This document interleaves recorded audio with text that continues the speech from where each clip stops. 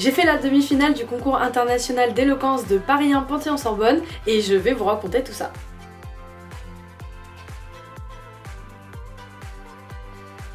Salut, moi c'est Luna, je suis élève en Master 2 de droit privé général à Paris 1, élève avocate à Montpellier et également créatrice de contenu sur les réseaux sociaux. Depuis mon inscription jusqu'à la demi-finale, j'ai absolument tout vlogué et documenté dans ce petit carnet qui est quand même super classe. Et je vais vous raconter tout ça dans le but notamment de vous donner quelques conseils si jamais vous voulez tenter l'expérience. Ce concours commence par les Hunger Games, c'est-à-dire les inscriptions. Si vous êtes intéressé pour participer à ce concours, je vous le dis direct, soyez pile à l'heure le jour des inscriptions. Tous les ans, il y a 100 places pour les élèves de Paris 1 et ça part comme un concert de Beyoncé. Et ce n'est pas une blague. Cette année, c'est parti en 58 secondes.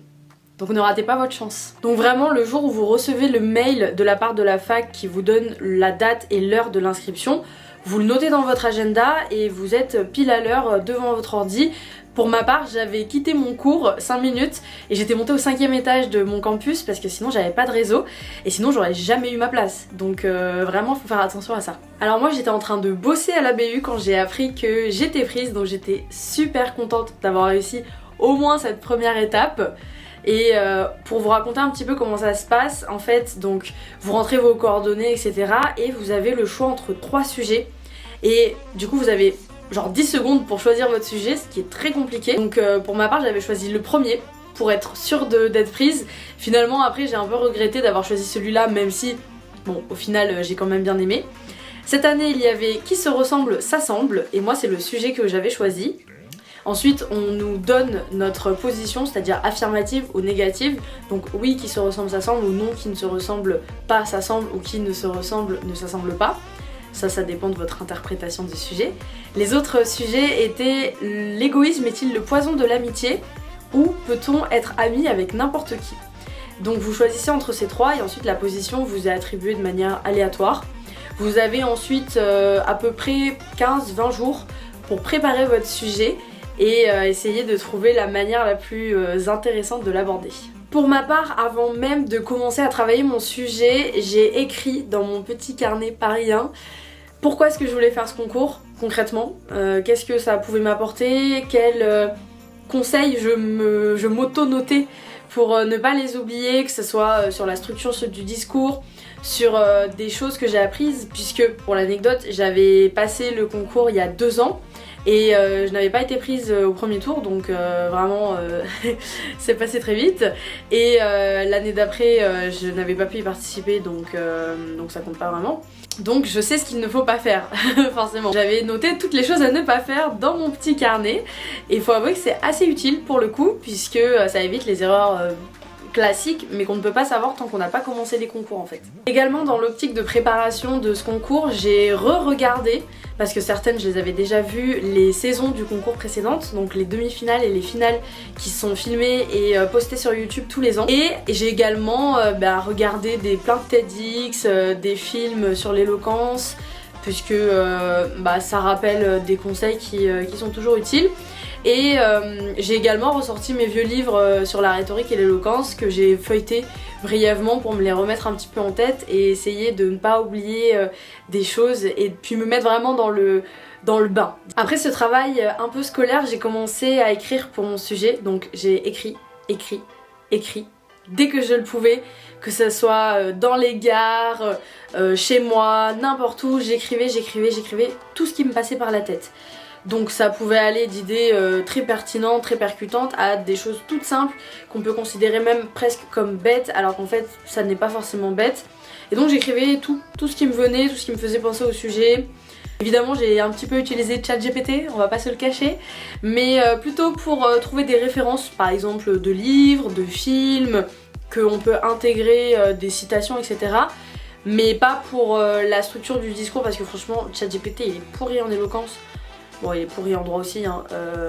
Voilà, disons que ChatGPT il peut vous aider, mais dans une certaine mesure. Comme c'est ma dernière année à Paris 1 et que c'est la dernière fois où je pourrais faire ce concours, je m'étais dit que j'allais un petit peu investir sur moi-même en faisant une formation, c'est plus ou moins. Et en fait, j'ai pris un coach en éloquence que je connaissais bien et bon, qui est une star des réseaux en éloquence, mais bon après je l'ai choisi parce qu'il est surtout très très fort. Et en fait il m'a beaucoup aidé donc pour la structure du discours, pour l'interprétation, et à chaque fois on faisait des cours de 2 heures, donc 2 heures d'écriture, ensuite 2 heures d'interprétation, et ça à chaque tour, donc au total je l'ai vu 3 fois. Donc à la fin de chaque séance j'avais un beau discours super clair, super drôle et prêt à être déclamé, et en tout cas j'ai vraiment adoré l'expérience avec Pierre, et si besoin est, en tout cas je la réitérerai pour un prochain concours, pourquoi pas. J'ai également participé à la permanence externe, donc c'est-à-dire une sorte de conférence interactive de l'association Révolte-toi Sorbonne, qui est partenaire du concours et qui a organisé cet événement spécialement pour le concours de Paris 1. Donc pour donner des conseils, pareil pour voir la structure de la plaide, comment la plaide c'est le discours en fait qui du coup défend une position, donc affirmative ou négative, et on appelle ça une plaide, un peu comme une plaidoirie si vous voulez, mais en concours d'éloquence on appelle ça une plaide.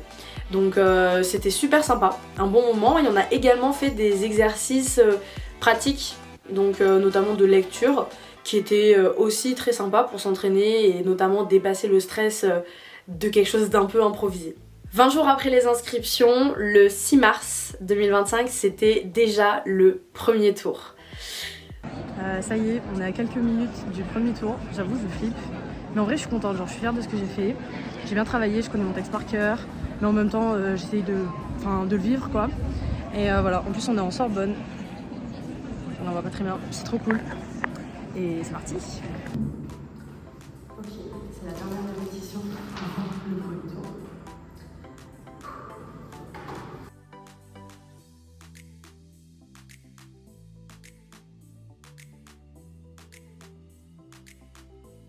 Bon, là on est dans la salle d'attente, qui est très cool, la salle d'attente, très classe, et dans 5 minutes on passe.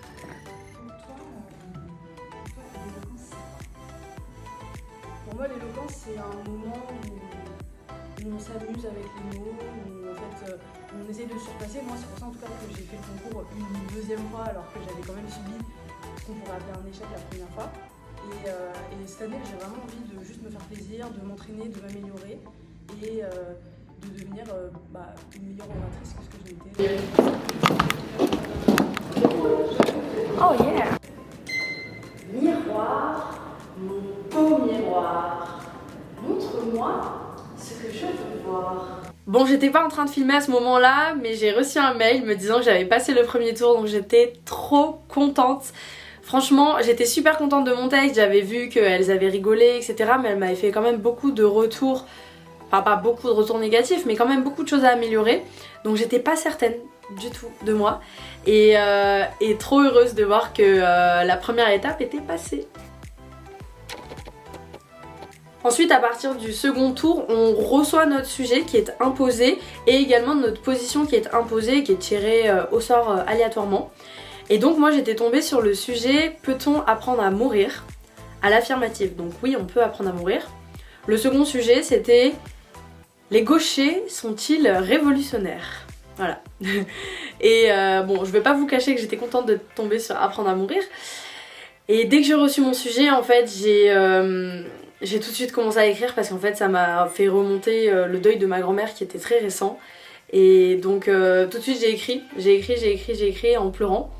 Et c'était un petit peu aussi une thérapie, hein, voilà. Donc j'écrivais. Et finalement, je ne me suis pas arrêtée sur ce premier jet d'écriture. Et j'ai retravaillé un petit peu mon approche du sujet, qui pour le coup était beaucoup plus originale, puisque au-delà de parler de mort, en fait j'ai parlé de petites morts. Donc j'ai fait une introduction sur l'orgasme concrètement, et ensuite je parlais de plein de petites morts qu'on peut expérimenter durant notre vie et qui en fait nous apprennent à mourir, notamment le deuil. Et donc voilà, ça c'était mon approche. Et ensuite j'ai pas trop filmé durant mon passage pour le second tour, mais voici un petit extrait.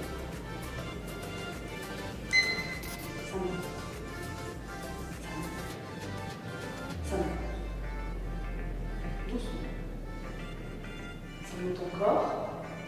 Et encore. Et encore. Ça monte encore jusqu'au point culminant et... Ça y est. Vous venez de vivre la mort.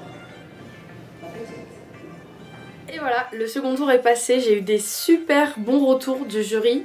Très peu de remarques négatives pour le coup. Et franchement, c'était mon discours préféré des 3. J'ai adoré ce discours. Vraiment mon meilleur.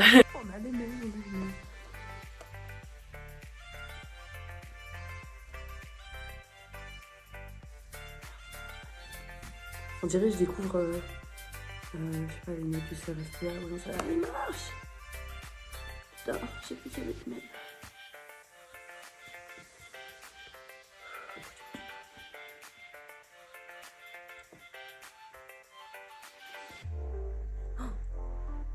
Il est là, il est là, il est là.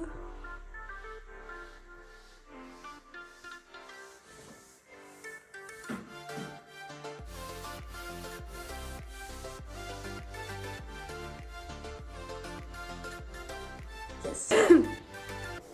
Ok, il est 11h30 le 28 mars et la fac vient de nous envoyer les sujets et les passages pour la demi-finale, donc le 9 avril dans l'amphi Richelieu. Donc je passe en 4e, donc ça c'est vraiment bien pour le coup parce qu'il y a 16 personnes et je pense qu'au bout de la moitié, que ce soit le jury ou l'auditoire, est obligé à un moment de perdre sa concentration parce que c'est très compliqué de rester très concentré sur des discours pendant longtemps. Donc 4e, super. Je passe sur le sujet, même en 100 ans, donc sans le chiffre, aurions-nous le temps? Et je passe à la négative. Donc non, en 100 ans, nous n'aurions pas le temps.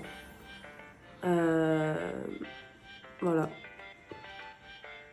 En vrai, j'aime bien, j'ai pas l'air comme ça, mais j'aime bien le sujet parce qu'en plus, avec 100 ans, avec temps, je peux faire des jeux de mots, trouver des sens différents, donc ça c'est sympa. Après, les autres sujets, honnêtement, tous les sujets étaient sympas, je trouve. Je les trouve tous bien, donc peu importe. Peu importe, c'est sur le temps et l'équilibre, globalement. C'est des sujets qui me parlent pas mal. Et voilà, là je vais commencer à réfléchir à mon sujet. Même en 100 ans, aurions-nous le temps? Allez, c'est parti.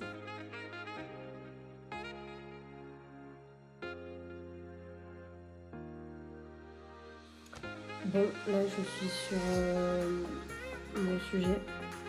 C'est le sujet le plus dur que j'ai eu depuis le début. J'ai beaucoup de mal. Beaucoup de mal parce que trouver un axe qui soit original avec un sujet qui est aussi cadré, c'est super dur. Et tout ce que je trouve, c'est trop basique. C'est des arguments qui viennent, qui viendraient à tout le monde en fait, des choses trop évidentes. Chose que j'avais réussi à ne pas faire pour les 2 premiers tours. Et là, j'y arrive pas, c'est super chaud. Ouais, au début, j'étais en mode ah, c'est sympa et tout. Et puis en fait, plus je creuse, plus je galère. Et j'ai fait une crise existentielle devant mon sujet. J'ai fait une dépression. Non, pas une dépression, c'est pas. J'étais en PLS dans mon lit pendant 2 jours. Voilà, vraiment. Et ensuite, bon, je me suis un petit peu réveillée, tout ça. J'ai travaillé avec Pierre, mais franchement, c'était pas ça du tout. On est le 9 avril, je suis devant l'amphithéâtre Richelieu et ça va être le moment de la demi-finale. Je suis grave stressée. Bon, après mon petit craquage émotionnel, j'ai réussi à retravailler mon sujet et à faire quelque chose de pas trop mauvais. Et voilà, maintenant, il n'y a plus le choix.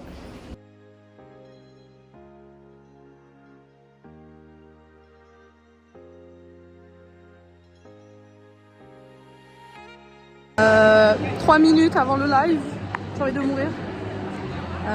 Voilà, on est là, stressé à la mort, mais ça va aller. Bon, je suis allée aux toilettes rapidement pendant la pause.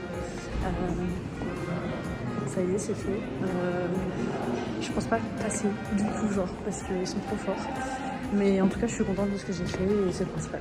Bon, comme je l'avais ressenti sur le moment, je savais que j'allais pas passer.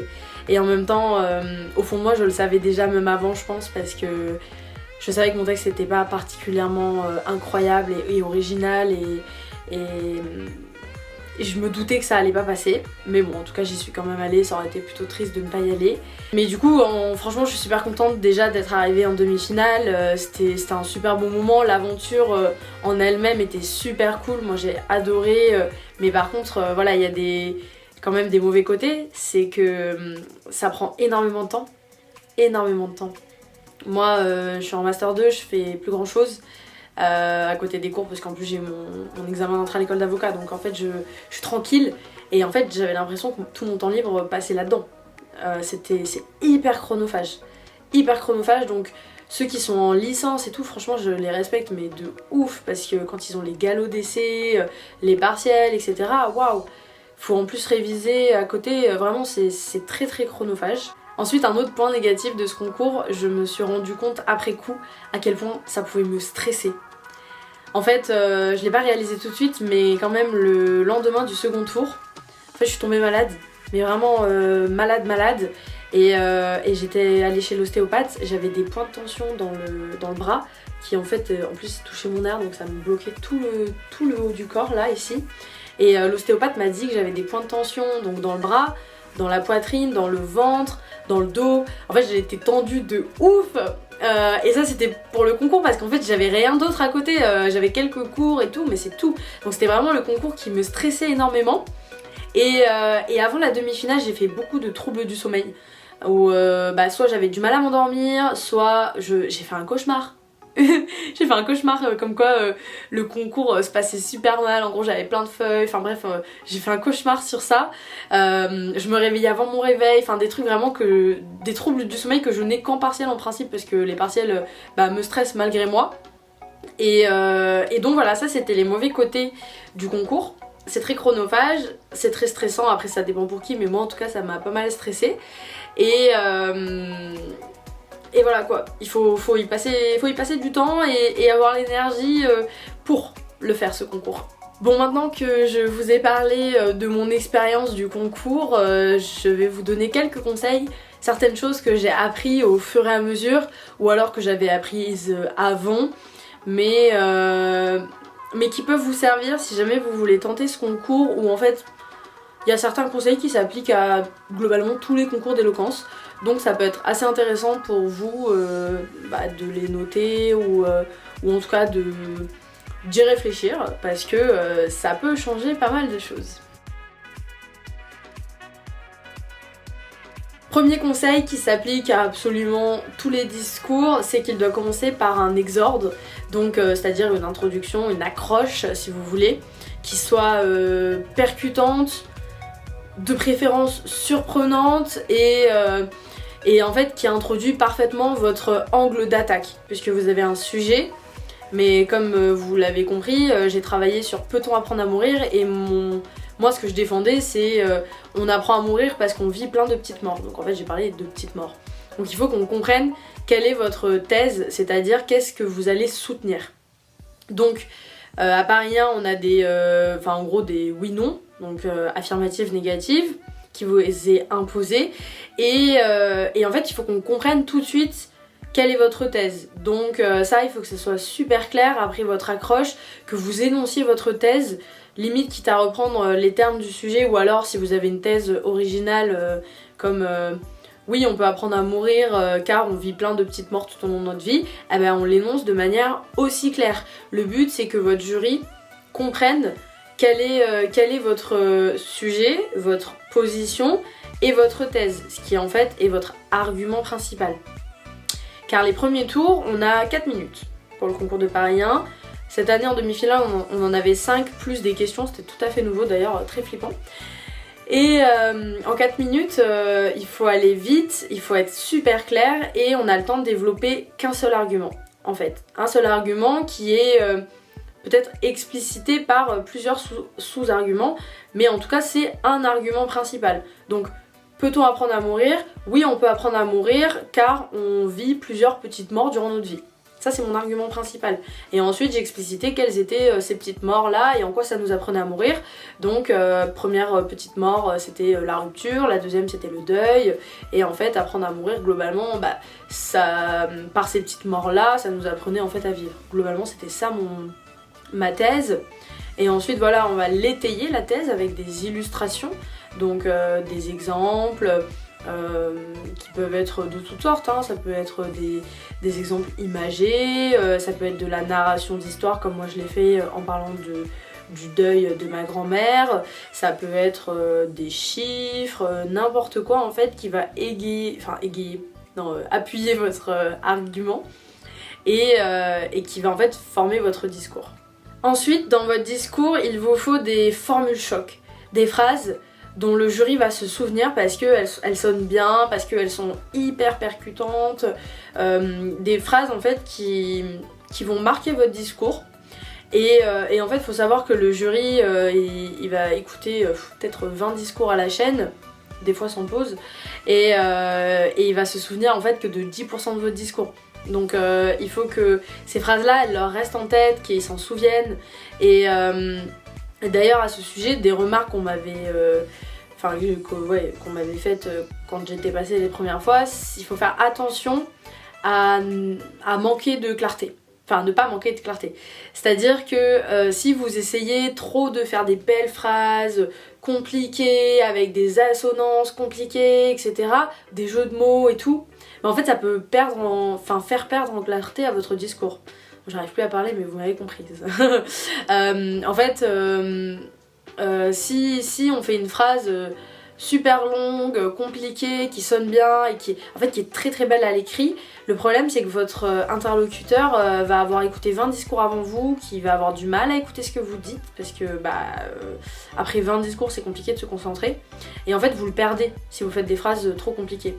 Donc ça c'est de préférence à proscrire, sauf si votre phrase reste courte et percutante. Sur le plan pratique, si jamais vous voulez avoir votre discours écrit, moi je vous conseille de l'écrire en très très gros. Donc voilà, ça c'était mon sujet numéro 2. Vous voyez la taille de cette police qui est énorme. Ah non, c'était mon premier sujet, pardon. Et en fait ça me permettait de... Dès que je jetais un coup d'œil, en fait je voyais sur la table ce qu'il fallait que je voie. Et moi globalement en fait je le répétais tellement qu'à la fin je le connaissais quasiment par cœur, donc je regardais presque pas mes feuilles et juste peut-être les débuts de paragraphes pour me remettre dans le bain. Mais globalement ouais je les connaissais quasiment par cœur. Et en même temps il faut faire super attention quand on connaît son discours par cœur, c'est de pas le réciter parce que sinon on perd en sincérité. Et ça c'est une remarque qu'on m'avait faite au premier tour notamment, parce que ça se voit que vous le connaissez votre texte, et enfin je parle pour moi, ça se voyait que je connaissais mon texte et du coup c'était pas forcément une bonne chose parce que on le vit pas d'une certaine manière. C'est pas comme si ça sortait juste de notre bouche comme là je le fais actuellement, où en fait c'est juste mes pensées qui sortent tout de suite et du coup ça manque de sincérité et de naturel, et ça c'est pas forcément quelque chose qui est valorisé. Et d'ailleurs en me re-regardant pendant la demi-finale, en fait ouais ça se voyait que je connaissais super bien mon discours et peut-être un peu trop bien pour le coup. En fait limite il faut vraiment pas l'apprendre du tout, mais le problème c'est que de s'entraîner, du coup il faut pas trop s'entraîner peut-être, et le déclamer comme ça sous le feu de l'action, mais pas en le connaissant par cœur quoi. Bon, globalement je vous ai un petit peu tout raconté, donné tous les conseils auxquels j'ai pensé. Si jamais vous avez des questions, n'hésitez pas à me les poser en commentaire parce que j'y répondrai avec plaisir. Et en tout cas, si vous êtes à Paris 1 et que vous êtes tenté par ce concours, moi je vous le dis honnêtement, allez-y. Parce qu'au pire, vous n'allez pas passer le premier tour comme moi je l'ai fait il y a 2 ans, c'est pas grave. Vous allez apprendre des retours du jury et voilà, moi 2 ans plus tard, j'ai réussi quand même à aller en demi-finale. Alors certes, je suis pas allée en finale. Petit regret, mais pas énorme parce qu'en fait ça me stressait tellement que finalement c'est pas une mauvaise chose. Et en fait j'ai appris énormément de choses et c'est un super moment. Donc n'hésitez pas à vous abonner aussi, pourquoi pas, ça peut être sympa. Je fais d'autres vidéos sur le droit, la vie d'étudiante, etc. Et je vous dis à bientôt justement pour une prochaine vidéo.